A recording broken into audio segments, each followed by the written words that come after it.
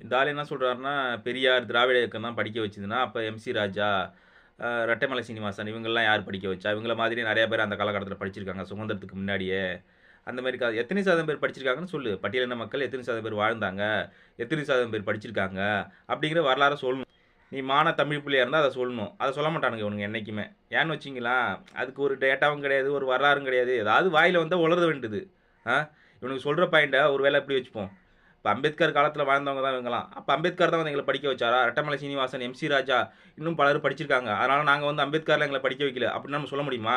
அப்படி சொன்னா நியாயமாவும் இருக்காது.